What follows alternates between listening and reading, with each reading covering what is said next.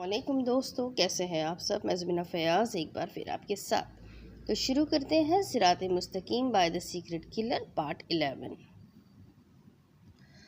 मोहब्बतों में यही खौफ क्यों मुसल्लत है, मेरे सिवा भी किसी से उसे मोहब्बत है। वो कितनी देर कमरे में अकेली बैठी अजीब सी कैफियत का शिकार हो रही थी। उसका दिल बहुत ज़ोर ज़ोर से धड़क रहा था।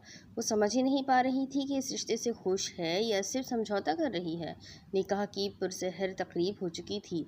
अब वो रोने धोने के बाद खामोश होकर बैठी हुई थी। दरवाज़ा नॉक करके कोई अंदर आया, लेकिन उसने नज़र तक नहीं उठाई थी। मेरी बेटी के चेहरे पर इतनी वीरानी क्यों है। उसके अब्बू अंदर आते हुए हैरत से बोले और ना चाहते हुए भी वो रोना शुरू हो गई।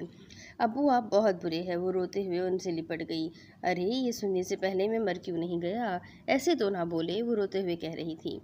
तो कैसे बोलूँ मेरी जान। सरदार ने उसे बेड पर बिठाया। अब भी ना आते आप। मैं आपसे नाराज़ हूँ। वो खफा थी। बस मैं चाहता था आज के दिन मेरी बेटी को किसी किस्म की कोई तकलीफ़ ना हो, इसलिए सारे इंतज़ामात मैं खुद देख रहा था। उन्होंने प्यार से कहा, आपने सबसे ज़्यादा तकलीफ़ दी है। आपने मेरा दिल तोड़ा है, और दिल तोड़ने की सज़ा क्या होगी। मुझे आपसे कोई बात ही नहीं करनी। वो खफासी बोली। माइज़म मेरा बच्चा, देखो बेटियां तो बराई होती है, और मेरे कौन से दर्जन एक बच्चे हैं जो शादियां करवाने में देर करता। मैं तुम्हें गाजी के साथ खुश देखना चाहता था। उन्होंने प्यार से कहा। वो कुछ ना बोली। तुम्हें पता है ना, तुम मेरी लाडली बेटी हो, और अगर अब तुम रोई तो मैंने भी रोना शुरू कर देना है। फिर मैं भी बगैर बात किए चला जाऊंगा। वो उसे कह रहे थे और वो रोनी सूरत बनाए उन्हें देखते हुए दुआ कर रही थी कि काश गाजी के पास अपना घर ना हो और वो हमेशा इसी घर में रहे। आज से तुम्हारी नई ज़िंदगी की शुरुआत है, और इसे खुशी खुशी अल्लाह के नाम के साथ शुरू करो। अब रोना नहीं है, सब तुम्हारा इंतज़ार कर रहे हैं, और तुम अंदर अकेली बैठी हुई हो। वो फिर उनसे लिपट गई। आंसू खुद ब खुद बह रहे थे। चलो शाबाश, अब रोना नहीं है। मैं तुम्हें नीचे ले जाने आया हूँ। सब लोगों को मालूम होना चाहिए कि आज मेरा हीरा कितना खूबसूरत लग रहा है। वो चाह कर भी कह ना सकी कि आपका हीरा टूट चुका है। वो अपने अब्बू के साथ नीचे आई। सब उसकी नज़र उतार रहे थे। वो खामोशी से नज़र झुकाकर चलती जा रही थी। गाजी की तो उस पर से नज़रें ही नहीं हट रही थी। लाल हुई आंखें, गुलाबी लब, वो भी बगैर मुस्कुराहट के, फिर भी गजब ढा रहे थे। स्मोकी रंग के फ्रॉक में वो किसी परी से कम नहीं लग रही थी, जैसे कोई डरी सहमी परी गलती से इंसानों की दुनिया में आ गई हो। हुज़ैफा की कहानी मारने पर वो हाल में लौटा। ओए तुझे ही दे दी है, थोड़ा सब्र रख, मेरी बहन को नज़र लगाएगा क्या। हुज़ैफा की बात और उस्मान के कहे से वो झेप गया। महाजबीन और मिन्हा उसके करीब आई। उन दोनों ने एक ही तरह की मैक्सी पहन रखी थी जो उनके वलीमे की थी। जमजम मेरी जान, तुम फौदगी पर नहीं आई। आज तुम्हारा निकाह हुआ है यार, इस्माइल करो और शरीकों को आग लगाओ। मिन्हा ने सरगोशी में कहा तो उसने उसे घूरा, पर बात तो उसकी भी सही थी। सरदार ने उसे गाजी के बराबर में जाकर खड़ा कर दिया और उसका बायां हाथ गाजी के हाथ में थमा दिया। गाजी, मैं अपनी जान का टुकड़ा तुम्हें दे रहा हूँ। अगर से ज़रा सी भी तकलीफ़ दी तो मुझसे बुरा कोई नहीं होगा। मेरी बेटी का ख्याल रखना तुम्हारा अव्वलीन फ़र्ज़ है। तुम्हारी वजह से अगर माइज़म की आंख में एक भी आंसू आया तो इसका हिसाब तुमको मुझे देना होगा। गाजी ने महज मुस्कुरा कर इस बात में सर हिलाया। कुछ कहने के काबिल वो इस वक्त था ही नहीं। इतनी सख्त धमकी पर वो कुछ कह भी नहीं सकता था। अब सरदार सुलेमान को क्या पता था गाजी माइज़म को मुस्तकबिल में रुलाने वाला है। जानकर नहीं तो अनजाने में, ये कुदरत ज़्यादा बेहतर जानती थी। यह माइज़म की ज़िंदगी का एक बड़ा इम्तिहान अभी बाकी था। उसका हाथ गाजी के हाथ में था और वो इस वक्त कुछ समझने की कैफियत में नहीं थी। सिर्फ इतना जानती थी कि उसे रोना नहीं है, कम अज़ कम मेहमानों के सामने बिल्कुल नहीं। सुलेमान अहमद ने दोनों की पेशानियां चूमी और उन्हें बैठने का कहा। माइज़म की हिम्मत ही नहीं थी कि वो अपने साथ खड़े वजीह मर्द को देख सकती, लेकिन दिल के हाथों हार मान कर उसने देख ही लिया। उस पल गाजी ने भी उसे देखा। गहरी काली सुर्ख होती आंखें क्रिस्टल ब्राउन आंखों से मिली, जिनमें एक जहान आबाद था। गाजी के लिए दुनिया का सबसे हसीन पल था, और किसी ने उसे कैमरे में मकीद कर लिया था। माइज़म ने अपना हाथ वापस खींच लिया और सोफे पर बैठ गई। खड़े रहने की सकत वो खुद में नहीं पाती थी। गाजी पहले तो हैरान हुआ, फिर मुस्कुरा कर बैठ गया। वो दोनों साथ बहुत खूबसूरत लग रहे थे, लेकिन एक दिल में वीरानी थी और एक के दिल में उलझन। हर कोई कैमरे में उनकी तस्वीरें ले रहा था और वो किसी को मना भी नहीं कर पा रही थी। महाजमीन और हुज़ैफा की शादी पर तो उसने खुद फोटोग्राफर लड़कियाँ बुलाई थी, लेकिन अभी वो किसी को मना नहीं कर सकी, गोया कि वहाँ लड़के कम ही थे। तुम खुश नहीं लग रही, गाजी ने आहिस्ता से पूछा। आप भी सिर्फ बाहर से ही खुश है, अंदर से कैसे खुश हुआ जाता है माइज़म? आपको ये तक नहीं पता? वो अफसोस से कह रही थी। तुम बता दो। इंसान के चेहरे पर आई मुस्कुराहट सच्ची लगती है और आपके चेहरे पर बनावटी मुस्कुराहट है। ऐसा नहीं था, उसने गाजी को बहुत कम मुस्कुराते हुए देखा था। अगर मैं कहूँ मैं खुश नहीं हूँ तो आप मुझसे बदला लेना।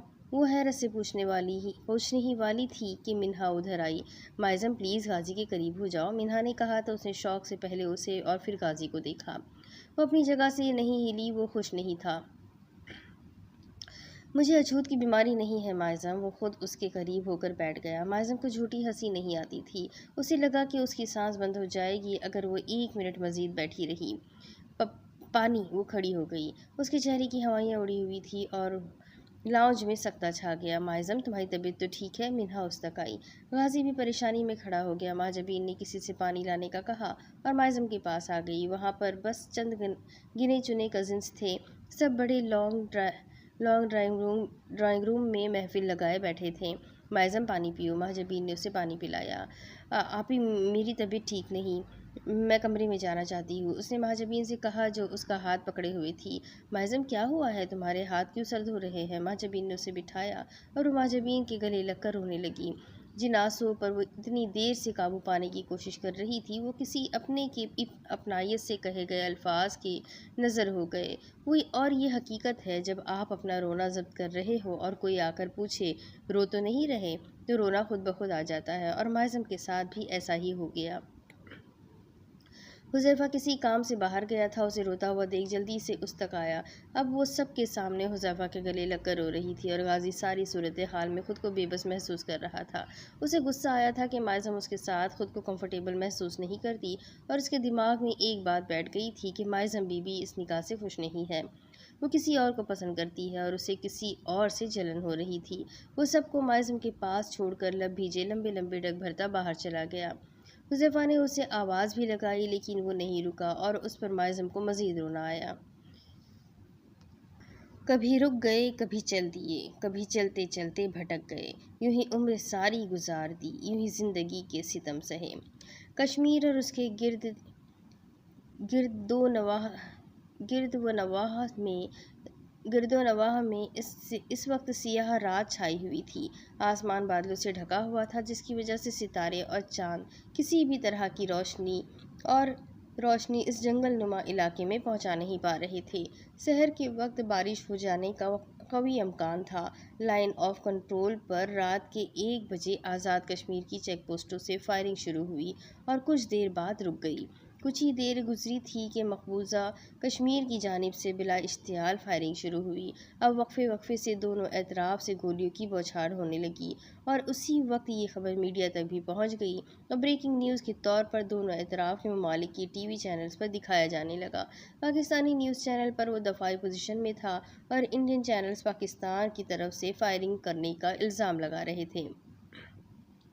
इन्हीं लम्हात में एक बैकपैक के साथ वो दोनों बावर्दी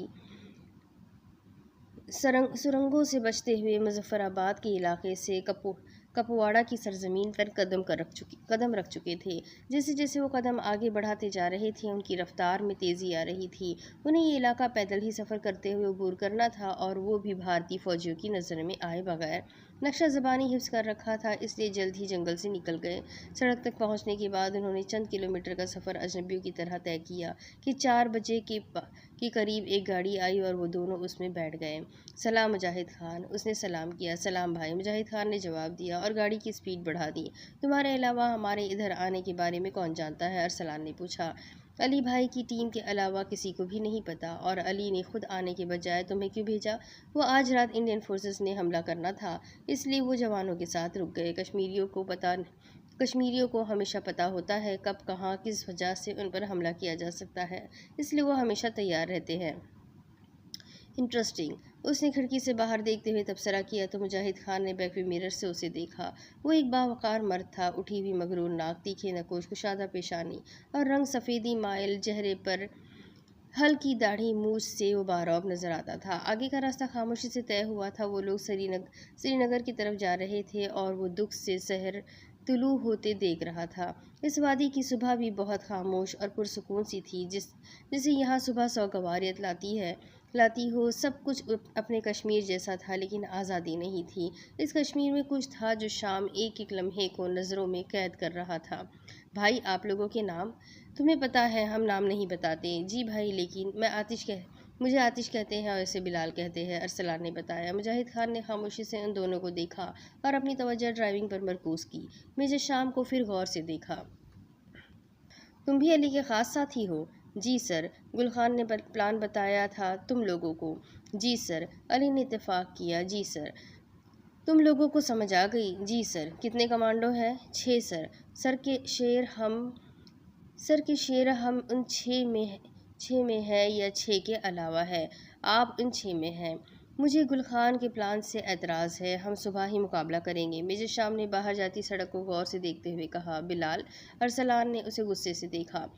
تم سب جان فشانی سے لڑنا چاہتے ہو، مجھے کوئی شک نہیں، لیکن اتنی سخت ٹریننگ آسان شہادت کے لیے نہیں کرتے۔ انہیں ٹف ٹائم دو کشمیر کے مجاہدوں۔ وہ باہر دیکھتے ہوئے جیسے مجاہد خان کو سمجھا رہا تھا۔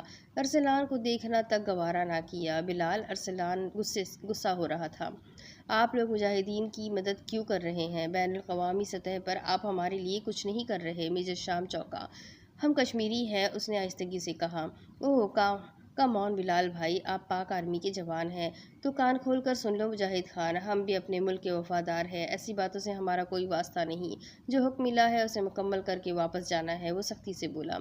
اگر آپ واپس نہ جا سکے تو ہمیں فخر ہوگا کشمیر کی آزادی میں اپنا کردار ادا کر سکیں۔ سب ٹھیک ہے آپ کے کشمیر میں؟ مجاہد خان نے موضوع ہی بدل دیا۔ وہ گہرا سانس لے کر رہ گیا۔ میجر شام کبھی نہیں چاہتا تھا کہ کشمیر 2 حصوں میں بٹا رہے۔ آپ کے کشمیر نے اسے تکلیف دی تھی۔ ہاں سب ٹھیک ہے، اس نے دھیرے سے کہا۔ تم فکر مت کرو، وہاں کے لوگ تم لوگوں کے بارے میں نہیں سوچتے، ارسلان نے بڑے جوش میں کہا۔ میجر شام نے ارسلان کے بوٹ پر اپنا بھاری بوٹ رکھ کر زور کا دبایا۔ ارسلان کو احساس ہوا اس نے غلط کہا تھا۔ وہاں کے لوگ تم لوگوں کی آزادی کی دعائیں کرتے ہیں، وہ یہاں کے کشمیریوں سے بہت محبت کرتے ہیں۔ میجر شام نے سنجیدگی سے کہا۔ میں سمجھ سکتا ہوں آپ لوگ کتنی دعائیں کرتے ہوں گے اور ہم سے کتنی محبت کرتے ہوں گے۔ اس طنز کا مقصد؟ ہمارے یہاں کرفیو لگا تھا اور وہاں الیکشن کے جشن ہو رہے تھے۔ بلال بھائی، یہ محبت ہے آپ لوگوں کی کہ ہمارے لوگ تکلیف میں تھے اور آپ کے لوگوں نے ہمدردی تک نہیں کی، الٹا آپ لوگ خوشیاں منا رہے تھے۔ مجاہد خان کافی تلخی سے بولا، جیسے اب ان کشمیریوں کو اپنے پاکستانی بھائیوں اور کشمیری ہم وطنوں سے کوئی بھی امید نہیں تھی، اور میجر شام کو یہ بہت برا لگا کیونکہ وہ مائزم جیسے خالص کشمیریوں کو بھی جانتا تھا۔ اگر کبھی وہ تہجد پڑھتی تھی تو صرف کشمیر کی آزادی کی دعا مانگتی تھی، تو وہ کیسے کہہ سکتا ہے کہ ادھر کے کشمیری سیلفش ہیں؟ ہم مدد کرنے آ تو گئے ہیں مجاہد خان۔ وہ جانتا تھا 2 فوجیوں کی خفیہ مدد ان کے کسی کام کی نہیں ہے، لیکن اعلانیہ طور پر آپ مدد کرنے نہیں آتے بھائی۔ ہم یہاں راتیں جاگ کر گزارتے ہیں کہ کہیں کتے نہ آ جائے اور ہم سوتے رہ جائیں۔ ہماری بہنیں صبح کو جاگتی ہے کہ ان کے بھائی کچھ دیر کو سو جائے، لیکن بھائی ایسے حالات میں نیند کس کو آتی ہے جب ہر روز صبح کا آغاز کسی بے گناہ کو قتل کرنے سے ہوتا ہے، جہاں انسان خدا بنا ہوتا ہے۔ مجاہد خان، اللہ سب ٹھیک کر دے گا، تم لوگوں کی قربانی رائے گاہ نہیں جائے گی، بس تم لوگ ہمت سے کام لو۔ اس کا اپنا دل خون کے آنسو روتا تھا۔ وہ اپنے بھائیوں کی بے بسی کی داستان نہیں سن سکتا تھا، اس لیے سوائے تسلی دینے کے کچھ نہیں کیا۔ ہمیں یقین ہے ہم آزادی حاصل کر لیں گے، لیکن ہماری آزادی کے بعد آپ کے لوگ ہم سے نظریں کیسے ملائیں گے؟ ہم بھی شام اور فلسطین کے لوگوں کی طرح اپنی آزادی کا جشن اکیلے منانا چاہیں گے بلال بھائی، کیونکہ کوئی مسلمان ملک ہماری مدد کو نہیں آتا۔ میجر شام نے ارسلان کو اشارہ کیا کہ اسے خاموش کروائے۔ وہ کسی بات کا جواب نہیں دے سکتا تھا، اس کے پاس کوئی جواب نہیں تھا۔ وہ خاموش ہوا تو ارسلان مجاہد خان سے بحث کرنے لگا، لیکن ان کی کوئی بھی وضاحت کم از کم سری نگر کے کشمیریوں کے لیے بے معنی تھی۔ صبح کا سورج طلوع ہونے لگا تو وہ لوگ اپنی منزل کے قریب پہنچ گئے۔ جو بھی تھا، میجر شام کو گل خان کا پلان پسند نہیں تھا، اسی لیے وہ اپنے پلان پر کام کرے گا۔ یارب، وہ نہ سمجھے ہیں نہ سمجھیں گے میری بات، نہ دے دل ان کو تو دے مجھ کو زبان، اور اس کی کل رات کے بعد سے غازی سے ملاقات نہیں ہوئی تھی۔ شاید وہ ناراض ہو گیا تھا اور اسی وجہ سے وہ گھر بھی نظر نہیں آیا، لیکن اب اس نے سوچ لیا تھا کہ وہ غازی کو اپنے بارے میں سب کچھ سچ بتا دے گی، کیونکہ اب اس نے غازی کو قسمت کا لکھا سمجھ کر دل سے قبول کر لیا تھا۔ اس لیے وہ اس دن اپنی کہی گئی بات کی وضاحت اسے دینا چاہتی تھی۔ وہ کسی کو پسند نہیں کرتی تھی، آخر کار ڈنر پر اسے وہ نظر آ ہی گیا، لیکن وہ ہمیشہ کی طرح سنجیدہ تھا اور وہاں کسی کو بھی دیکھ کر یہ نہیں لگ رہا تھا کہ انہیں یاد ہو کل مائزم اور غازی کا نکاح ہوا ہو۔ ان دونوں کے مابین گفتگو نہ ہونے کے برابر تھی، لیکن منہا کسی نہ کسی طرح ان دونوں کو بھی گفتگو میں شامل کر رہی تھی۔ عثمان اور مہاجبین تو ایک دوسرے سے ہی گفتگو میں مصروف تھے اور وہ ویسے ہی بیزار ہونے لگی تھی۔ جلدی کھانا ختم کر کے وہ باہر لان میں چلی آئی اور غازی کو میجر شام کی حقیقت بتانے کے بارے میں سوچنے لگی۔ وہ اسے سمجھے گا، ہاں وہ اسے سمجھے گا۔ جب اسے یقین ہو گیا کہ 11 بجے تک سب اپنے کمروں میں چلے گئے ہیں تو اس نے غازی کے کمرے میں جانے کا ارادہ کیا۔ اپنے دماغ میں صبح سے سوچی تمام باتوں کو ایڈٹ کیا اور اندر آ گئی۔ مائزم کافی ہی بنا کر لے آتی۔ اس نے خود کو ملامت کیا۔ اس کے کمرے کی جانب جاتے وہ بڑبڑا رہی تھی، ارے نہیں،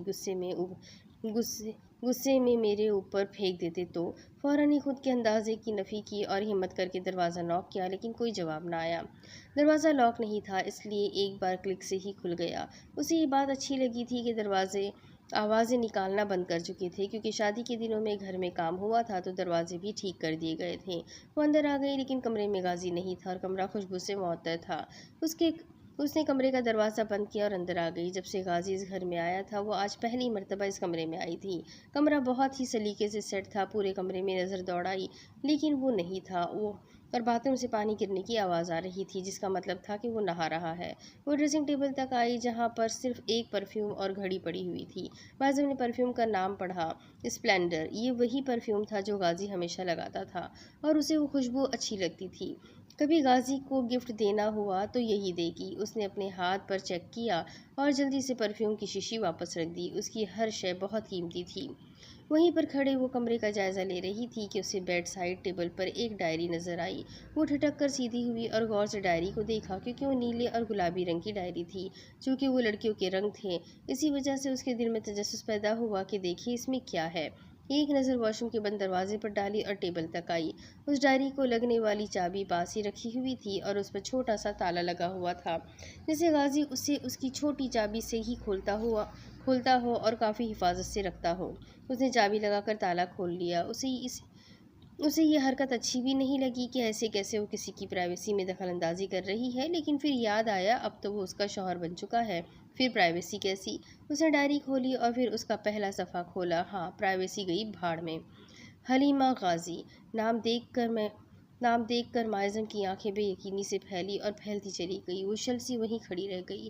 وہ ایک پل میں خود کو آسمان سے زمین پر تصور کرنے لگی۔ اس کے ہاتھ کپکپانے لگے، چہرہ شوق سے سفید پڑ گیا تھا۔ اس نے دوبارہ نام پڑھا، بار بار پڑھا اور پھر خود کو کمپوز کیا۔ کسی اور کی ڈائری ہوگی مائزم، اس نے خود کو تسلی دینا چاہی، لیکن آنکھیں نم ہوتی گئیں۔ پھر غازی کے پاس کیا کر رہی ہے؟ شک کا بیج دماغ میں پیدا ہوا اور اپنی جڑیں مضبوط کرنے لگا۔ اس نے اگلا صفحہ الٹایا۔ حلیمہ غازی کون تھی؟ وہ اپنی جگہ سے ہل نہ سکی۔ غازی کون تھا؟ کیا غازی اسے دھوکہ دے رہا تھا؟ یقیناً اسی لیے اس نے شادی سے انکار نہیں کیا ہوگا، کیونکہ مائزم بھی کسی کو پسند کرتی ہے، تو یہ رشتہ سرے سے ہی دھوکے پر مبنی تھا۔ مائزم کا دماغ سائیں سائیں کرنے لگا، جیسے اس کی زندگی کے ساتھ مذاق ہوا ہے۔ وہ اس عجیب شوق پر کوئی ری ایکشن نہ دے سکی۔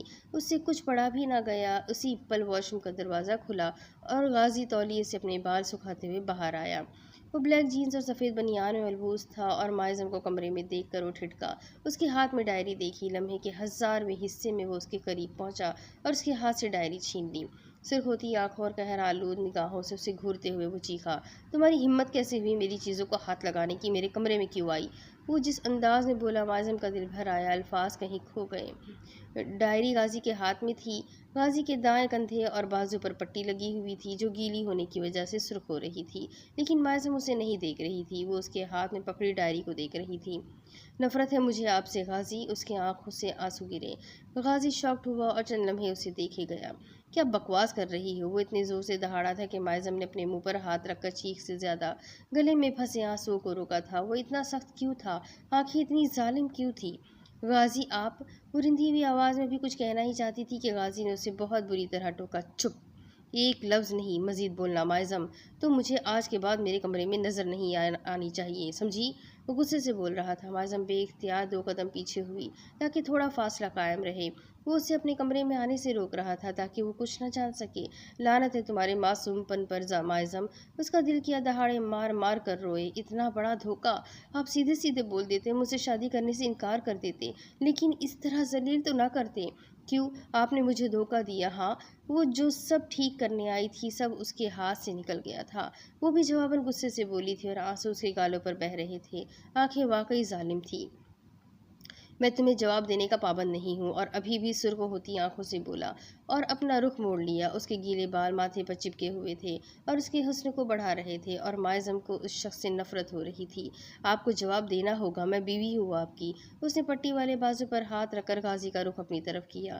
اس کی حرکت پر غازی حیران ہوا۔ وہ اس سے دور ہوتا تھا اور وہ پاگل لڑکی بار بار اس کے قریب آ جاتی۔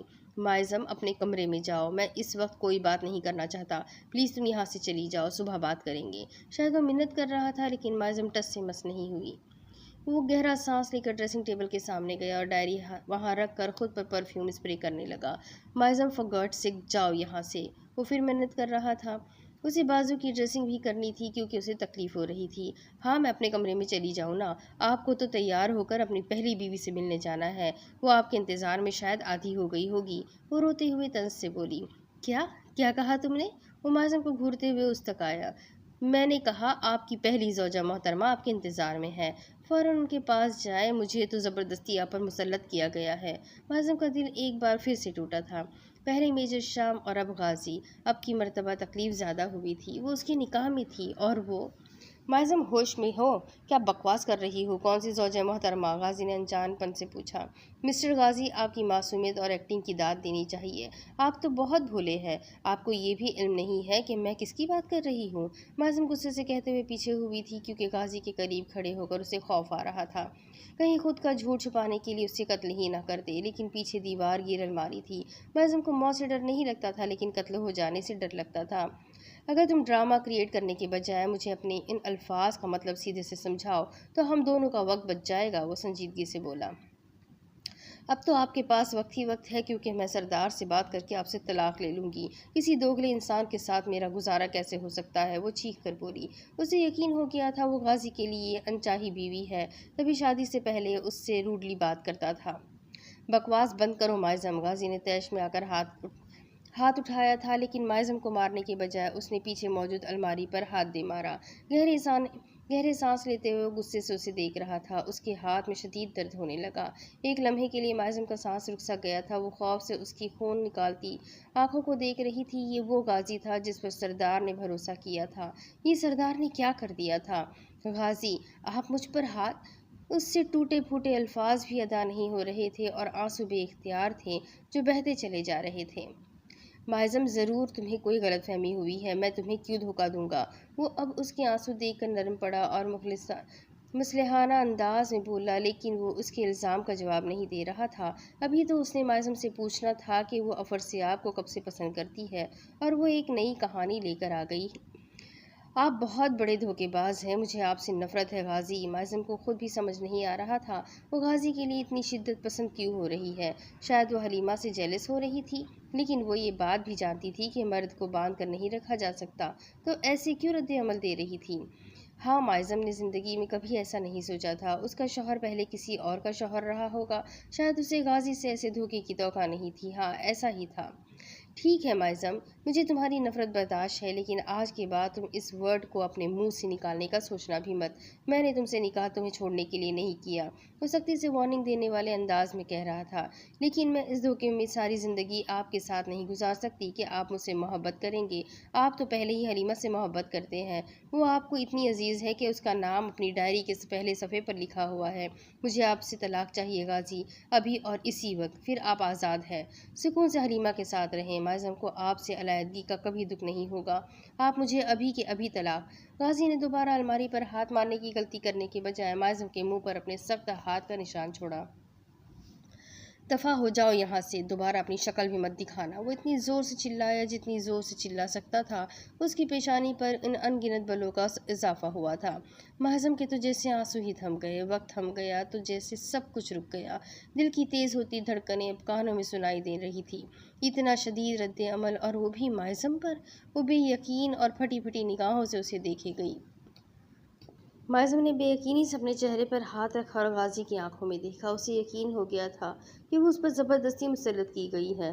وہ تو حلیمہ کے بارے میں ایک لفظ تک سننا گوارا نہیں کرتا تھا، لیکن اتنی بے قدری محضم کی!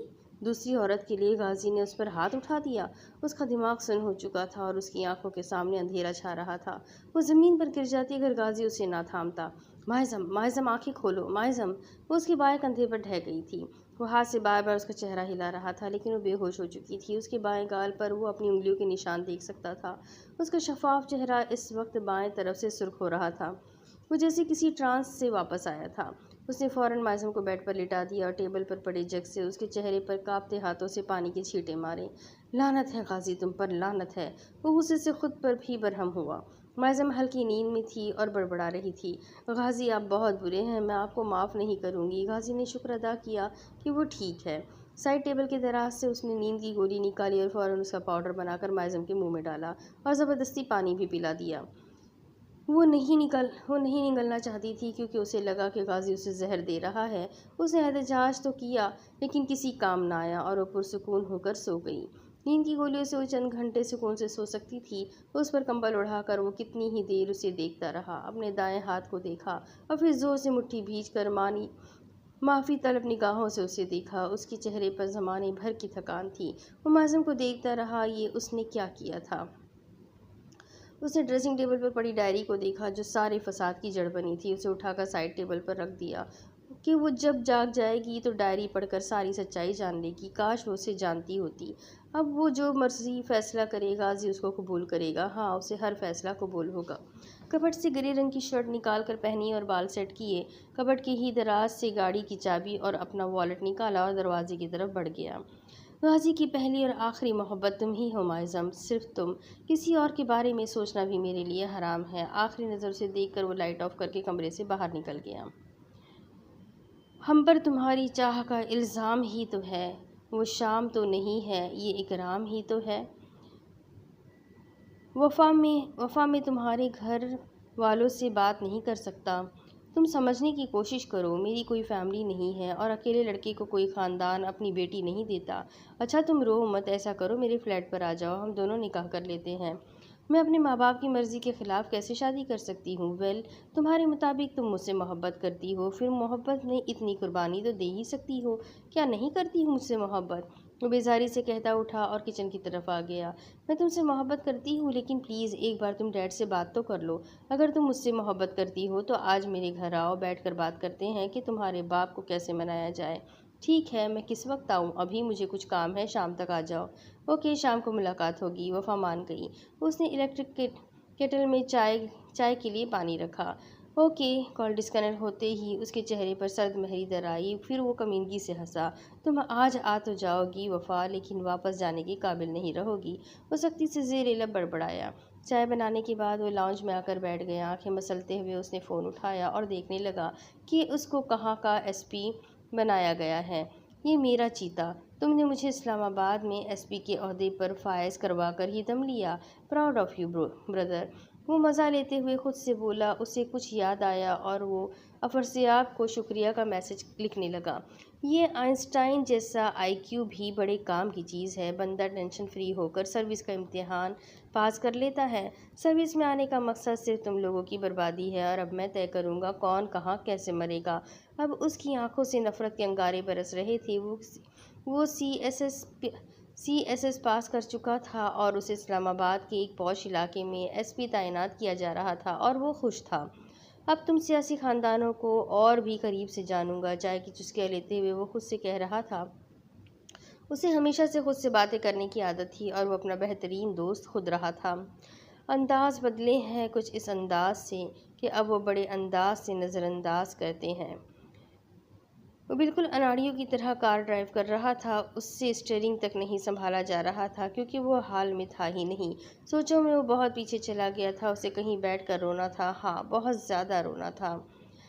I sit by the window where cool air blows. I think of you while looking at the far sky. میں اس کھڑکی کے پاس بیٹھا ہوا ہوں جہاں ٹھنڈی ہوا چلتی ہے، میں دور آسمان پر دیکھتے ہوئے تمہارے بارے میں سوچتا ہوں۔ اس وقت وہ صرف مائزم کے بارے میں سوچ رہا تھا، اسے سخت پشیمانی ہو رہی تھی خود پر کہ وہ خود مائزم پر ہاتھ اٹھایا تھا، مائزم پر، اور غصہ بھی آ رہا تھا۔ وہ بھی غصے میں اٹھائے گئے کسی قدم پر اس قدر شرمندہ نہیں ہوا تھا جتنا اس وقت تھا۔ I must be a fool who can't help even when the four seasons change. I don't. میں وہ بیوقوف ہوں جس کی مدد نہیں کی جا سکتی، حالانکہ 4 موسم تبدیل ہوتے ہیں لیکن میں نہیں۔ آج وہ گاڑی کو بلا وجہ سڑکوں پر گھما رہا تھا جیسے اس وقت ایسی کوئی جگہ اس دنیا میں نہیں تھی جہاں وہ جا کر اپنا دکھ کم کر سکتا، لیکن ایک جگہ بہرحال تھی۔ وہ گاڑی کو اندرون شہر کی طرف لے گیا۔ وہ کہتے ہیں پچھتانے کا کوئی فائدہ نہیں، لیکن میں تمہارے بارے میں سوچتا ہوں کہ میں غلط تھا۔ جب اس کی آنکھ کھلی تو اس نے خود کو غازی کے کمرے میں پایا۔ وہ فوراً بیڈ سے اٹھی تھی، ارد گرد نظر ڈالی تو وہاں کوئی بھی نہیں تھا، لیکن ڈائری ادھر ہی پڑی ہوئی تھی۔ اس نے اٹھانے کی ہمت نہ کی، حلق میں آنسوؤں کا گولا پھنسا تھا اور آنکھوں میں نمی آ گئی۔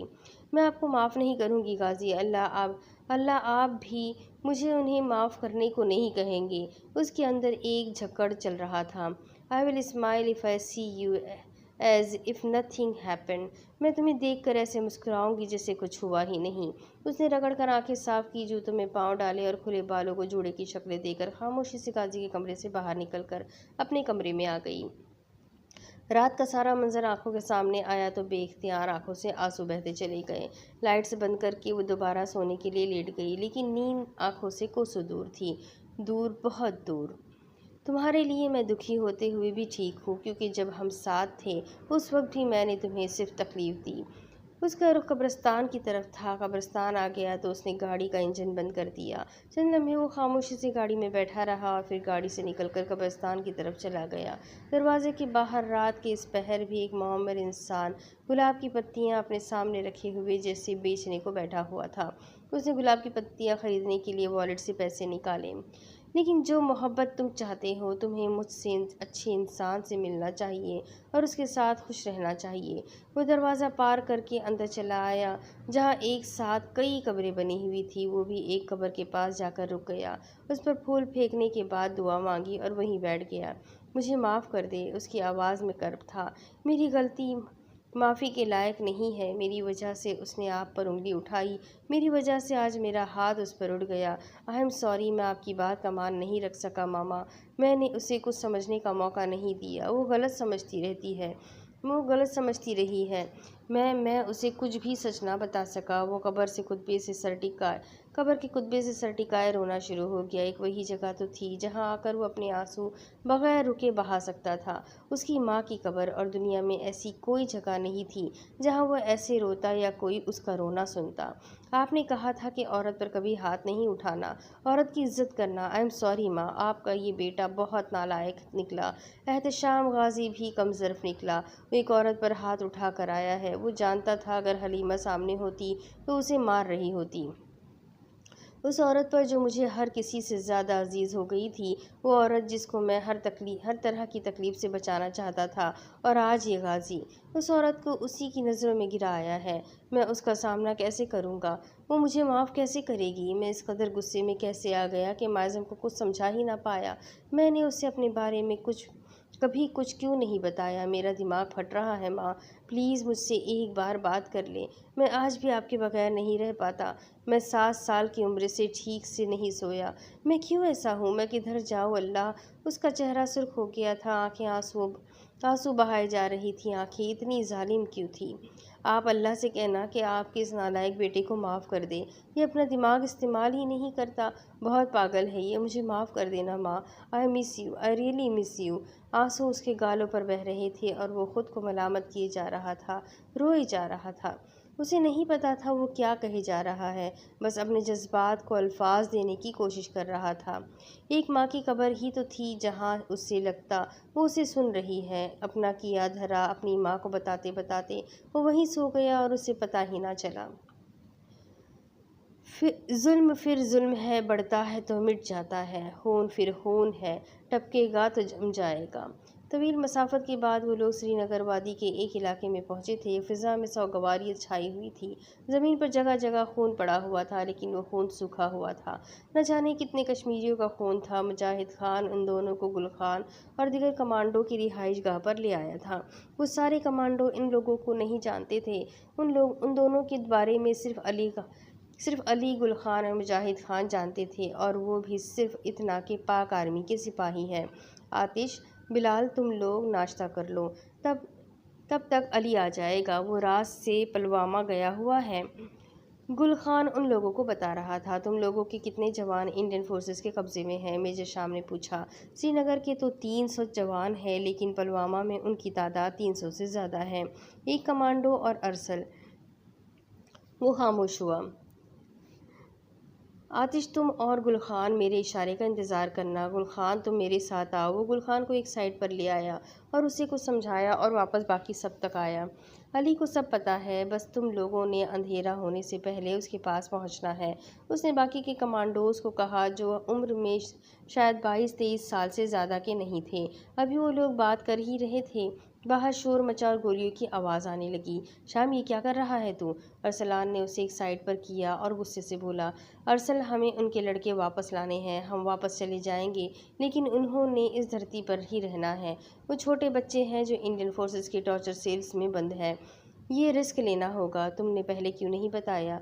تم مجھے فوجی کی بجائے بھائی سمجھنے لگتے ہو، اسی لیے۔ اس نے لاپرواہی سے کہا۔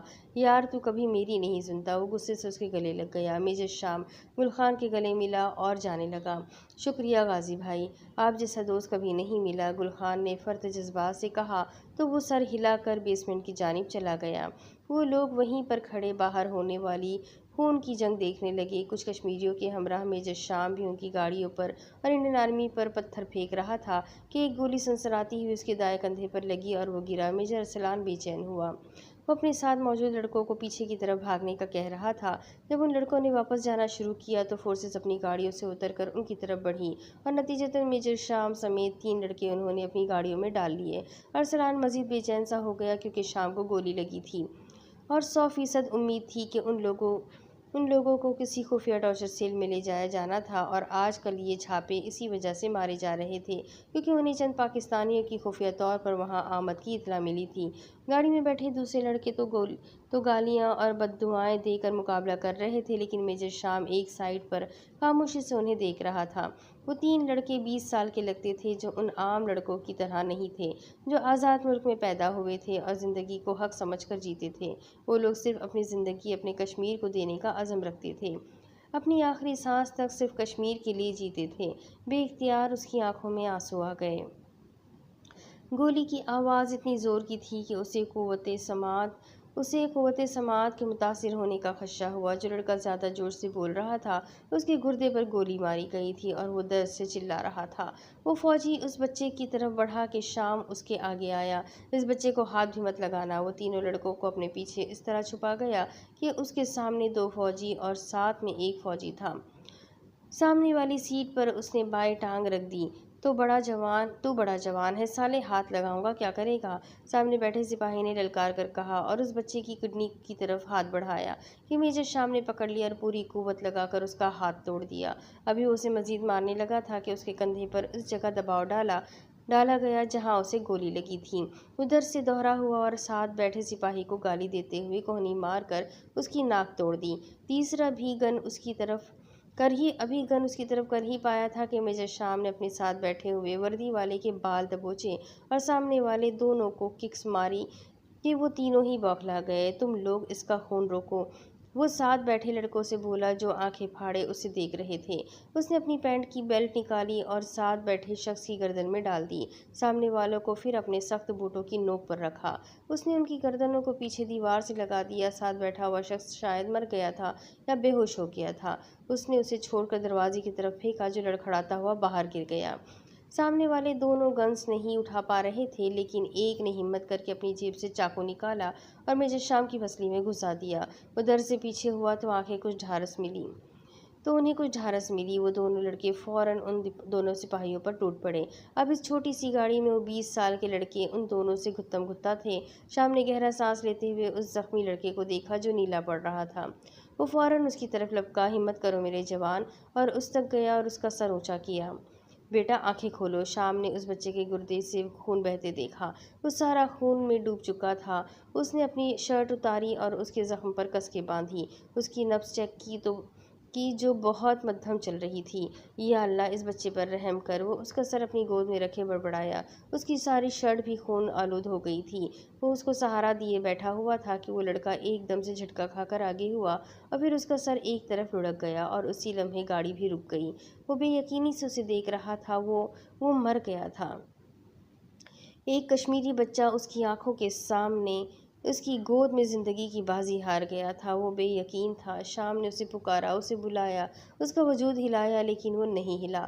میجر شام نے اس کے دل کے مقام پر اپنا بایاں کان رکھا تو وہ بند تھا۔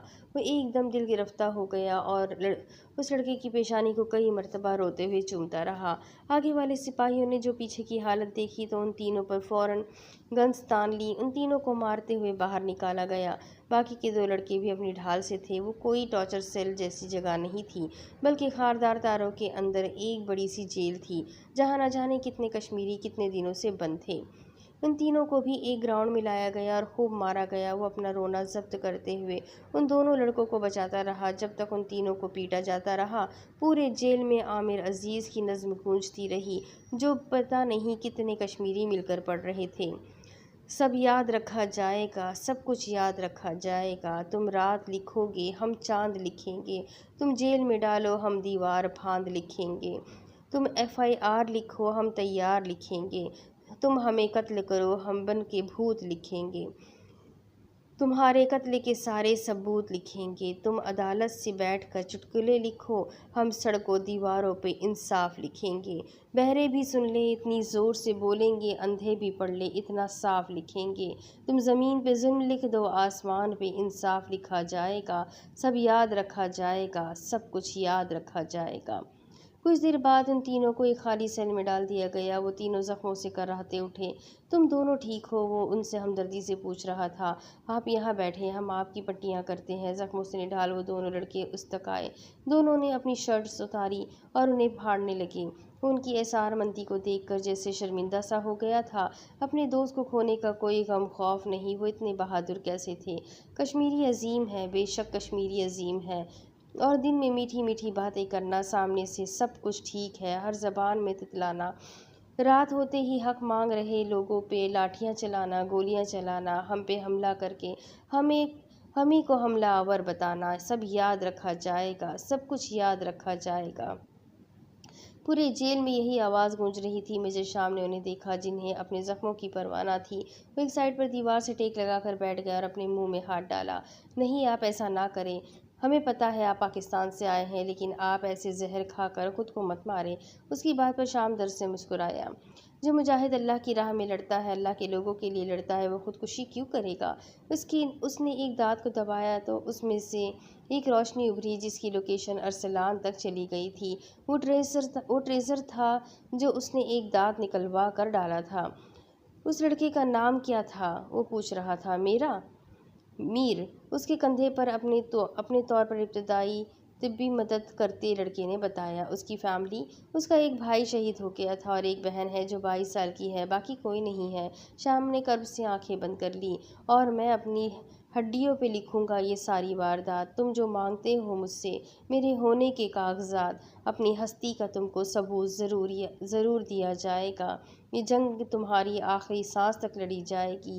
سب یاد رکھا جائے گا، سب کچھ یاد رکھا جائے گا۔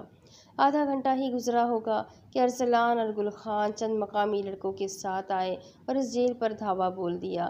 جلد ہی وہ 300 کشمیری اس جیل سے باہر تھے۔ شام کی حالت خراب تھی، اس لیے ارسلان جلد ہی اسے واپس گل خان کی رہائش گاہ پر لے آیا تھا۔ جب رات سری نگر پر اتری تو گل خان کے گھر کے باہر رونق اتر آئی۔ وہ دونوں بے اختیار اٹھ کر باہر آ گئے۔ کشمیری لڑکے خوشی سے اچھل رہے تھے، گا رہے تھے، کیا ہوا؟ پاکستانی ہماری مدد کو آئے ہیں۔ وہ دونوں مسکرائے۔ ارے بھائیو، تم لوگوں کو اس لیے واپس لائے ہیں کہ خود ہی لڑو، پاکستان میں بین الاقوامی عدالتوں کو نہ دیکھو۔ وہ لوگ مذاکرات سے مسئلے حل کرتے ہیں، تم لوگوں کی طرح جانیں قربان کر کے نہیں۔ اس نے سنجیدگی سے کہا۔ وہ رات وہیں گل خان کے گھر کے باہر گزاری گئی۔ آج کتنی شہادتیں ہوئی وہ نہیں جانتے تھے، لیکن پاکستانی مدد کو آئے ہیں اس لیے وہ خوش تھے۔ وہ دونوں بہت اداس تھے، بہت زیادہ، لیکن کشمیری خوش تھے کہ پاکستانی آئے ہیں، پاکستانی مدد کو آئے ہیں۔ ان دونوں کو یہ سن کر کتنا عجیب لگ رہا تھا۔ شام تو میر کی موت کے صدمے میں تھا۔ ایک کشمیری نوجوان اس کی باہوں میں شہادت پا گیا۔ شام بہت اداس تھا۔ صبح 5 بجے تک علی بھی آ گیا اور ان دونوں کا شکریہ ادا کیا اور انہیں واپس لائن آف کنٹرول تک چھوڑنے خود آیا۔ یہ خبر چھوٹی نہیں تھی کہ پلوامہ اور سری نگر میں ایک ہی دن 2 جیلوں سے کئی کشمیری بھاگ نکلے ہیں۔ اسی لیے انہیں جلد ہی واپس بارڈر کراس کرنا تھا۔ ان لوگوں نے اس رات 8-9 بجے کے درمیان لائن آف کنٹرول کراس کی اور آزاد کشمیر آ گئے۔ کشمیر کا بارڈر بہت آسان سا بارڈر تھا، لیکن اتنا ہی گہرا۔ کتنا فرق تھا صرف ایک لائن کے آر پار۔ اب اگلے چند دنوں کے لیے وہ دونوں منظر سے غائب رہنے والے تھے، کیونکہ اب انڈین میڈیا جان لگانے والا تھا ان دونوں کی شناخت کے لیے۔ اور آف کورس وہ دونوں تو کبھی پاک آرمی میں تھے ہی نہیں۔ ارسلان اسے ہسپتال لے آیا، جو شدید تکلیف کو برداشت کیے ہوئے تھا۔ زیادہ تکلیف میر کی ہی تھی۔ وہ جانتا تھا شام بہت حساس تھا، بہت زیادہ۔ اب وہ کتنے ہی دن صرف میر کے بارے میں سوچنے والا تھا۔ وہ لوگ کار سے واپس آ رہے تھے کہ ارسلان نے مائزم کا قصہ چھیڑ دیا۔ یہاں کے کشمیریوں کی دعاؤں سے مراد مائزم تھی۔ ہاں، میں نے سر سے بات کر لی تھی۔ کس بارے میں؟ تم مظفر آباد رہو گے کچھ عرصے کے لیے۔ کیوں؟ تمہارے کزن کی شادی ہے تو ریسٹ بھی کر لینا۔ کیوں؟ تمہیں مائزم کو قریب سے جاننا چاہیے۔ گاڑی روکو، وہ سب کچھ سمجھ گیا۔ دیکھو شام، تم مجھے مارنے کی حالت میں نہیں ہو، اسی لیے جو کہہ رہا ہوں اس پر غور کرو۔ ارسل، مجھے کسی کام کے لیے فورس مت کیا کرو۔ مجھے جہاں رہنا ہو رہ لوں گا، اینڈ پلیز مائزم کو مت ڈسکس کیا کرو۔ وہ اس سے شاید منت کر رہا تھا۔ تم شادی کر لو، تب میں عزت سے اس کا نام لیا کروں گا، ورنہ میں ایسے ہی اس کا ذکر کیا کروں گا اور تمہیں برا لگا کرے گا۔ وہ چپ ہو گیا تو ارسلان نے اسٹریویو کا والیوم اونچا کر دیا اور اس پر کوئی پنجابی سندھی سا گانا چل گیا۔ اس نے اسٹریو کا والیوم بند کر دیا، کیونکہ اس وقت صرف میر کے بارے میں سوچ رہا تھا۔ نہ جانے اس کی بہن کا خیال کون رکھتا ہوگا۔ اس نے آتے ہوئے گل خان سے ایک مدد مانگی تھی کہ وہ میر کی بہن سے شادی کر لے۔ شاید وہ شادی کر لے، شاید وہ نہ کرے، یا شاید اسے شادی کرنے کا موقع ہی نہ ملے۔ کبھی کبھی کچھ لوگ اچانک سے آپ کی زندگی میں آتے ہیں اور پھر اچانک ہی چلے جاتے ہیں کہ نہ آپ ان کو بھول پاتے ہو اور نہ بھولنا چاہتے ہو۔ ایسا کیوں ہوتا ہے؟ ایسا نہیں ہونا چاہیے۔ آپ کی تلخ نوائی کی ضرورت ہی نہیں۔ میں تو ہر وقت ہی مایوس کرم رہتا ہوں۔ سلطان غازی اور حلیمہ جنرل ریاض حسیب کے گھر ان کی انیکسی میں رہنے لگے تھے۔ انہیں اس بات کا یقین تھا کہ وہ ادھر محفوظ ہے، کیونکہ فی الوقت فوج ہی ان کی حفاظت کر سکتی تھی۔ اور انہی دنوں الیکشن شروع ہو گئے تھے، جس کی وجہ سے علی الغاری اور فیصل نے حلیمہ کے غائب ہونے کی طرف زیادہ توجہ نہ دی اور الیکشن کمپینز کی طرف توجہ دی۔ وہ پوری فیملی چونکہ الیکشنز میں مصروف تھی، اس لیے غازی چاہتا تھا حلیمہ کو مظفر آباد بھیج دے تاکہ وہ اسے علی الغاری سے بچا سکے، اور الیکشنز میں علی الغاری کی پارٹی ہی اقتدار میں آئی۔ وقت آہستہ آہستہ آگے بڑھنے لگا۔ الیکشن کے بعد فیصل اور باسط کی بھی شادی ہو گئی تھی، اور شاید وہ لوگ بھی اپنی زندگی میں مگن ہو گئے تھے۔ حلیمہ کو تو ویسے بھی ڈھونڈ رہے تھے، لیکن تب تک وہ مظفر آباد آ چکی تھی۔ ان کے یہاں ایک بچے کی پیدائش ہوئی، جس کا نام انہوں نے احتشام غازی رکھ لیا۔ حلیمہ کو گھر سے بھاگے 1 سال ہونے کو آیا تھا، اس لیے اسے لگا کہ اس کے باپ بھائیوں نے اسے ڈھونڈنا ترک کر دیا ہے اور وہ آزادی سے زندگی گزار سکتی ہے۔ غازی نیب آفیسر تھا، جس کی وجہ سے اسے پاکستان میں ہی رہنا ہوتا تھا۔ اپنے طور پر اس نے اپنی لوکیشن خفیہ رکھوا دی تھی۔ وقت خاموشی سے اچھا گزرنے لگا۔ غازی کے بعد حلیمہ کی ساری زندگی احتشام کے گرد گھومنے لگی۔ غازی کی فیملی اتنی اچھی تھی کہ کبھی کسی نے اسے ماضی کے بارے میں سوال نہیں کیا، جو سب وہ سوشل میڈیا پر کیا کرتی تھی۔ اپنی ساس سے وہ اچھی مسلمان ہونے کی تربیت لیتی تھی اور احتشام کو ہمیشہ اپنے ساتھ رکھتی تھی۔ وقت گزرتا گیا اور حلیمہ اپنے گھر والوں کو بھول گئی۔ اب وہ بازار بھی چلی جاتی اور احتشام کو خود اسکول چھوڑنے جاتی۔ غازی کبھی کبھی آتا، انہیں سرپرائز دیتا، غرض وہ لوگ لغاری فیملی کو بھول کر اپنی زندگی میں مصروف تھے۔ بابا، اپنے بھائی کا نام میں رکھوں گا۔ یہ 5 سالہ احتشام تھا جو اپنے گھر میں ننھا فرشتہ دیکھ کر خوشی کی انتہا کو چھو رہا تھا۔ بابا کی جان، آپ ہی نام رکھنا، لیکن پہلے بڑے بابا اور دادی سے تو پوچھ لو۔ سلطان غازی نے پیار سے اپنے بیٹے کو دیکھتے ہوئے کہا تھا۔ دادی، میں اس کا نام انعام رکھ رہا ہوں، آپ کو مسئلہ تو نہیں ہے؟ اس کی دادی نے مسکراتے ہوئے نفی میں سر ہلایا۔ دیکھا، آپ کو بھی اچھا لگا نا بڑے بابا، آپ کو بھی پسند آیا؟ اس کے چہرے پر معصوم سی مسکراہٹ رقصہ تھی۔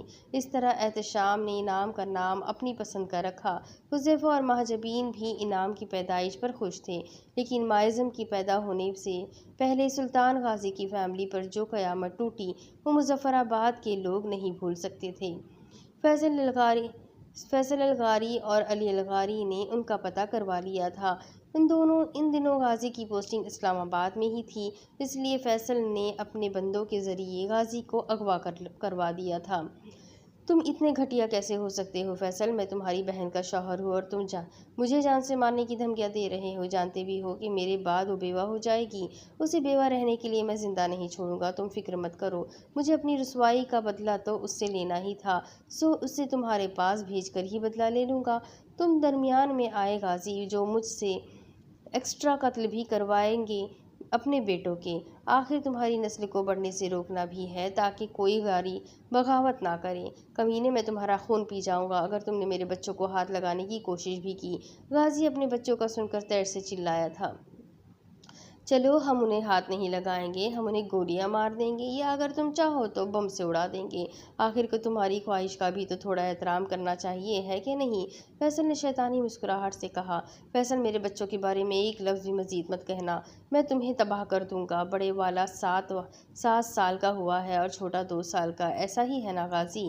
فیصل، یہ مت بھولو کہ تمہارے بھی 2 بچے ہیں، کہیں کسی کے ساتھ برا کرتے کرتے تم اپنے بچوں کی زندگیاں تباہ نہ کر لو۔ وہ اس سے رحم کی بھیک نہیں مانگ رہا تھا، پر اسے یہ بتانا چاہ رہا تھا کہ حلیمہ نے اتنا بڑا گناہ بھی نہیں کیا جس کے لیے وہ خود منصف بن گیا تھا۔ غازی، حلیمہ کی وجہ سے مجھے جتنی رسوائی کا سامنا کرنا پڑا تمہیں اس کا اندازہ نہیں ہے، اور اس سب کی وجہ تم ہو۔ اس کا انجام تو یہی ہونا تھا، لیکن اب تم بھی اس نفرت کے حقدار ہو۔ بہت شوق تھا نا محبت کی شادی کا، لو یہ انجام ہے اس محبت کا۔ نفرت ہے مجھے تم سے اور اپنی بہن حلیمہ سے۔ سنا تھا تمہیں امیروں کی کھال اتارنے کا شوق ہے، لیکن اس قدر شوق ہے کہ تمہارے ہاتھ ہماری گردن تک آ گئے، اس کا اندازہ نہیں تھا۔ فیصل غصے سے کہہ رہا تھا اور غازی بس تنفر سے اسے دیکھ رہا تھا۔ بتاؤ غازی، کیسی موت چاہتے ہو؟ فیصل نے شیطانی مسکراہٹ سے پوچھا۔ فیصل، اتنا اونچا مت اڑو کہ منہ کے بل نیچے گرو، اللہ بہترین انصاف والا ہے۔ مجھے لگتا ہے اس وقت کتابی باتیں کرنے کی بجائے تم اپنی موت کو یاد کرو تو زیادہ بہتر ہے۔ اللہ حساب لے گا فیصل۔ غازی کو یقین ہو چکا تھا کہ وہ اب اسے نہیں بخشے گا، سو اسے کسی طرح کی رحم کی بھیک نہیں مانگنی تھی۔ میں اس حساب کے لیے تیار ہوں غازی، وہ کہہ رہا تھا، اور سلطان غازی کے دل سے اپنے بچوں کے لیے دعا نکل رہی تھی۔ اس کو جلا کر مارنا اور اس کی ویڈیو بنا کر حلیمہ کو بھیج دینا، ذرا اس کو بھی پتہ لگے کہ کس کو دھوکہ دے کر نکلی تھی۔ اگلی باری تمہاری ہے حلیمہ۔ فیصل حکم دے کر چلا گیا اور غازی کے رخسار آنسو سے بھیگتے چلے گئے۔ ندامت تھی کہ وہ 8 سال بعد بھی اپنے خاندان کی حفاظت نہ کر سکا۔ تمہیں بے وفا کہنے کی جرأت تو نہیں، لیکن اتنا ضرور کہنا ہے کہ وفائیں یوں نہیں ہوتی، اور اگر تمہارے رب کی طرف سے ایک بات پہلے ہی طے نہ کر دی گئی ہوتی اور اس کے نتیجے میں عذاب کی ایک میعاد مقرر نہ ہوتی تو لازمی طور پر عذاب ان کو چمٹ چکا ہوتا۔ لہٰذا اے پیغمبر صلی اللہ علیہ وسلم، یہ لوگ جو باتیں کرتے ہیں تم ان پر صبر کرو، اور سورج نکلنے سے پہلے اور اس کے غروب سے پہلے اپنے رب کی تسبیح اور حمد کرتے رہو، اور رات کے اوقات میں بھی تسبیح کرو اور دن کے کناروں میں بھی، تاکہ تم خوش ہو جاؤ۔ سورہ طٰہٰ آیت نمبر 129 اور 130۔ سوری ٹو سے اللہ جی، لیکن مجھے نہیں لگتا کہ یہ آیت میری زندگی سے ریلیٹ کرتی ہے، جیسی میری زندگی ہے اور جیسا میرے ساتھ ہو رہا ہے یا میں کر رہا ہوں۔ یہ سب آپ نے طے کیا ہے؟ چلے اگر میں مان بھی لیتا ہوں کہ سب آپ نے طے کر رکھا ہے، تو میں بھی کتنا صبر کر رہا ہوں۔ میرے ساتھ بھی اب کچھ اچھا ہونا چاہیے نہیں؟ اس وقت کے تو کافروں سے آپ نے کہہ دیا کہ اگر میں نے ٹائم لمٹ مقرر نہ کی ہوتی تو تم لوگوں کو بتاتا، بلکہ یہ تو میرے لیے بھی آپ کہہ رہے ہیں۔ مسٹر خان، ایک مرتبہ تم اپنی ٹائم لمٹ آ جانے دو، تمہارے سارے دکھ میں نکالوں گا، تمہارے صبر کا پھل میں دوں گا۔ وہ افسردگی سے ہنسا۔ اگلی آیت میں بھی آپ کہہ رہے ہیں صبر کرے ذکر کرے تو اللہ جی، پیارے اللہ جی، میں بتاتا چلوں کہ میں ذکر کے ساتھ ساتھ میں دن رات نمازیں بھی پڑھنے میں مشغول رہتا ہوں تاکہ میری تنہائی کم ہو جائے، لیکن اس سے بھی مجھے سکون نہیں مل رہا۔ میں تو آپ کی نافرمانی بھی نہیں کر سکتا۔ میں کیا کروں اللہ جی، میں پاگل ہو رہا ہوں، بالکل اکیلا ہوں۔ اگر کوئی فیملی ہے تو میں اس سے ملنا نہیں چاہتا بلکہ اکیلے رہنا چاہتا ہوں۔ نمازیں پڑھ کر خود کو مصروف بھی رکھتا ہوں، آپ سے رابطہ جوڑے رکھنے کی پوری کوشش کرتا ہوں۔ دعا مانگنے کے لیے کچھ ہوتا ہی نہیں، پھر میں کیا کروں؟ کیا اس وفا کو دعاؤں میں مانگوں جس سے محبت کرتا ہوں لیکن نہیں کرتا؟ نہ اسے کبھی اپنے ساتھ رکھوں گا۔ وہ میرے کمرے میں ہے، اب اسے واپس کیسے بھیجوں؟ وہ سخت قسم کا بیزار تھا اپنی زندگی سے۔ اسے دنیا میں اور دنیا کے لوگوں میں سرے سے کوئی دلچسپی نہیں تھی، بس چند لوگوں سے بدلہ لینا اس کی زندگی کا مقصد تھا۔ وہ لڑکی پاگل تھی جو اس کی محبت میں چلی آئی، لیکن اس میں ہمت ہی نہیں تھی بغیر کسی رشتے کے اس کو ہاتھ لگاتا۔ وہ اتنا بے غیرت نہیں ہو سکا کیونکہ اسے آخرت سے ڈر لگ گیا کہ اسے شرمندہ ہونا پڑے گا اللہ کے سامنے، اپنے نبی صلی اللہ علیہ وسلم کے سامنے۔ وہ وفا کو نیند کی گولیاں دے کر سلا چکا تھا اور اسے کمرے میں ہی چھوڑ کر نماز ادا کر کے اپنے خدا سے شکوہ کرنے لگا۔ اسے شروع سے ہی اپنی فیملی سے نفرت تھی۔ وہ جان چکا تھا کہ اس کا تعلق کس فیملی سے ہے، لیکن اس سب کے باوجود بھی وہ ان سے نہیں ملنا چاہتا تھا۔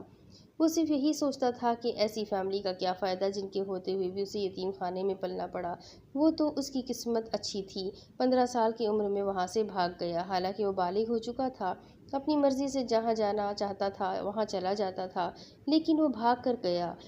پھر غیر قانونی طریقے سے کئی دنوں کا سفر کر کے وہ اٹلی چلا گیا، وہاں کام کرنے کے ساتھ ساتھ اسکالرشپ پر پڑھنا شروع کیا تھا اور پھر ڈاکیومنٹس بنوانے میں اس کے ایک دوست نے اس کا ساتھ دیا۔ جلد ہی وہ اپنی یونیورسٹی کا برائٹ اسٹوڈنٹ بن گیا، جو وہ نہیں چاہتا تھا کیونکہ اسے اندھیروں میں رہنے کی عادت تھی، اسے لائم لائٹ بننا اچھا نہیں لگتا تھا۔ قسمت سے اس کی دوستی بھی اچھے اسٹوڈنٹ سے ہو گئی، لیکن وہ صرف اپنی دنیا میں ہی مگن رہتا، پڑھائی میں باقی اسٹوڈنٹس کی بھی بہت مدد کرتا، کیونکہ اس کا مین سبجیکٹ نہ ہوتے ہوئے بھی وہ کسی کے نوٹس ایک مرتبہ پڑھتا تو اسے سمجھ آ جاتی۔ وہ اپنی زندگی جی نہیں رہا تھا، صرف گزار رہا تھا۔ اس کی الگ تھلگ زندگی کی وجہ سے وفا کو اس پر ترس آیا تو اس نے شاہ زیب سے دوستی کر لی، لیکن جب اسے وفا کی فیملی کا بیک گراؤنڈ پتہ چلا تو اس نے اپنی زندگی کا ایک ہی مقصد بنا دیا، اس کے خاندان کی بھی تباہی۔ اس نے وفا فیصل الغاری کو خود ہی اپنے قریب آنے دیا، جو اس سے محبت کرنے لگی۔ اب آہستہ آہستہ اس کی زندگی سے بیزاریت ختم ہونے لگی۔ کسی کی موت کا بدلہ لینے کا اس سے اچھا موقع اور کیا ہوگا؟ وہ شوٹنگ ماسٹر تھا، گویا کہ اس نے کوئی ٹریننگ نہیں لی تھی، البتہ اس کے دوست نے اسے گن چلانا سکھایا تھا۔ اٹلی میں اس کے صرف 2 سے 3 دوست تھے اور سب سے بہترین دوست افراسیاب تھا، باقی سب سے بھی اچھی الیق سلیق تھی۔ اگر شاہ زیب کو کوئی بھی غیر قانونی کام کروانا ہوتا تو وہ پہلے دوسرے پر احسان کرتا اور پھر اپنے احسان کا بدلہ لیتا۔ ایسے والے دوست تو اس کے بہت تھے۔ پاکستان میں وہ صرف 2 بار افراسیاب کے گھر ہی گیا تھا اور اسے وہاں ایک مکمل فیملی والا ماحول ملتا تھا۔ وہ لوگ بہت اچھے تھے۔ افراسیاب کی بہن کے قتل کے بعد وہ اپنا زیادہ تر ٹائم اسی کے ساتھ گزارتا تھا، کیونکہ وہ ایک دم بجھ سا گیا تھا اور زندگی میں پہلی مرتبہ اس میں احساس کا جذبہ پیدا ہوا تھا جس سے وہ قطعاً نابلد تھا۔ دل ٹوٹنا کیسا ہوتا ہے، ماظم کے انکار کے بعد پتہ چلا۔ جب افراسیاب کے ٹوٹے ہوئے دیکھا، اس نے ایک پیپر اور پینسل نکالا اور بیٹھ کر ان پر الفاظ گھسیٹنے لگا۔ فائنلی آج ہماری جھوٹی محبت کے ڈرامے کا فائنل شو ہے۔ مجھے تم سے کوئی عشق نہیں تھا۔ جب میں نے اقرار کیا تھا تو میں کسی سے بدلہ لینے کے لیے تمہارے قریب آیا تھا۔ وہ کوئی تمہارا بھائی شاہزیب الغاری ہے جس نے میری بہن کو قتل کروایا۔ تم شاید یہ سب پڑھ کر مجھ سے نفرت کرو کہ میں تمہیں استعمال کر کے اپنی بہن کا بدلہ تمہارے بھائی سے لینا چاہتا تھا، کہ تمہارے بھائی کو بھی معلوم ہو جائے کسی کی بہن کو قتل کرتے ہیں تو اس کے بھائیوں پر کیا گزرتی ہے۔ میں محبت ڈیزرو بھی نہیں کرتا، تم اتنی نفرت کرنا کہ میں تمہاری بد دعاؤں سے ہی مر جاؤں۔ افراسیاب میرا دوست ہے، تم جانتی ہو، اس کی بہن کا قتل تمہارے بھائی کے کہنے پر ہوا تھا، لیکن میں تمہارے بھائی جتنا نہیں گر سکا۔ وفا للکاری، مجھے میرے اندر کے اچھے انسان نے ہرا دیا، ورنہ تم آج واپس اپنے پیروں پر واپس نہ جا پاتی۔ یہ سب میں تمہارے سامنے نہیں کہہ سکتا وفا، میں نے تمہارا دل دکھایا، اس کے لیے معافی چاہتا ہوں۔ تمہاری مرضی، معاف کرو یا نہ کرو، اور جتنی جلدی ہو سکے مجھ سے دور، اتنی دور ہو جاؤ کہ میں چاہ کر بھی تم تک نہ پہنچ سکوں۔ تم ایک غلط خاندان میں پیدا ہونے والی اچھی لڑکی ہو، لیکن کیا ہو سکتا ہے، تمہیں کسی بھی امیر زادے سے شادی کی مبارک بھی ایڈوانس میں دینا چاہتا ہوں۔ قبول کرو، میں جا رہا ہوں یہاں سے ہمیشہ کے لیے، لیکن یاد رکھنا تمہارے ماں باپ اور بھائی کو میں نہیں چھوڑوں گا، قبر تک ان کا پیچھا کروں گا۔ اور ایک مزیدار انکشاف کرتا چلوں، تمہارے دادا کو بھی ہاسپٹل میں غلط انجیکشن میں نے لگایا تھا، جس کی وجہ سے آج وہ نہ زندوں میں ہے اور نہ مردوں میں، اور انہیں ایسے دیکھ کر میری روح تک سرشار ہو جاتی ہے۔ ان کا خیال رکھنا، میں نے ان کا ضمیر جگا دیا تھا کہ انہوں نے میری ماں کے ساتھ غلط کروایا تھا۔ میں تسلیم کرتا ہوں وفا کہ تم اچھی لڑکی ہو، محبت کے قابل ہو، لیکن تمہارا خاندان اور اس کے مرد انتہا درجے کے گرے ہوئے لوگ ہیں، جن کو ختم کر کے اس زمین کا بوجھ کم کیا جا سکتا ہے۔ اس کے ہاتھ رک گئے، اور کیا وہ مزید لکھے۔ یہ تھی میری سچائی، اور ہاں، میں نے تمہیں دھوکہ دیا کہ میں تم سے محبت کرتا ہوں، ایسا کچھ نہیں ہے۔ اور خود سوچو، تم جیسی لڑکی سے محبت، شادی، یہ سب کون کرتا ہے وفا؟ کم از کم میں تو نہیں کر سکتا۔ تم اپنے نام کی طرح وفا صرف دوستی تک نبھا سکتی ہو، اور جتنی جلدی ہو سکے سب کچھ چھوڑ کر کہیں چلی جاؤ، کیونکہ میں تمہاری دوستی کی دل سے قدر کرتا ہوں۔ از خان، وہ اپنا نام نہیں لکھ سکتا تھا۔ اس نے اپنا سامان سمیٹا اور آخری نظر وفا کو دیکھ کر وہ باہر آ گیا۔ آہ لڑکی، تم کیوں آئی میری زندگی میں؟ وہ کرب سے بولا۔ اسے یقین تھا کہ وہ صبح تک نیند کی گولیوں کے زیر اثر رہنے والی ہے، اس لیے فون نکال کر اس کے بھائی کو میسج کیا۔ تمہاری بہن کی زندگی اتنی ہی تھی مسٹر غائبانہ، نماز جنازہ کی تیاری کر لو، لاش کو دیکھنے کی، شاید تم میں ہمت نہ کر سکو، کیونکہ وفا کی حالت میں نے خدا سے زیادہ بری کر دی ہے، اور یہ صرف خدا کی موت کا بدلہ ہے۔ سینڈ کر کے وہ فلیٹ باہر سے لاک کر کے گاڑی میں بیٹھ گیا، کیونکہ اسے اسلام آباد بھی جانا تھا۔ اب اس کے آگے کی کہانی میں آپ کو اگلی قسط میں سناتی ہوں کہ آگے اس اسٹوری میں کیا لکھا ہے۔ بہت سارے ماضی کے انکشافات ہو رہے ہیں۔ امید کرتی ہوں آپ لوگوں کو بھی اس ناول بہت پسند آ رہا ہوگا، اور اگر آ رہا ہے تو پلیز چینل کو سبسکرائب کر لیں، بیل آئیکن کو ضرور دبا دیں، اور اپنے کانٹیکٹس میں ناولز کو ضرور شیئر کریں، اور کمنٹ کر کے مجھے بتائیں کہ آپ کو ناول کیسا لگ رہا ہے۔ تو چلیں جی، ملتے ہیں اگلی ویڈیو میں، تب تک کے لیے اپنا خوب سارا خیال رکھیں، مجھے بھی دعاؤں میں یاد رکھیں۔ اللہ حافظ۔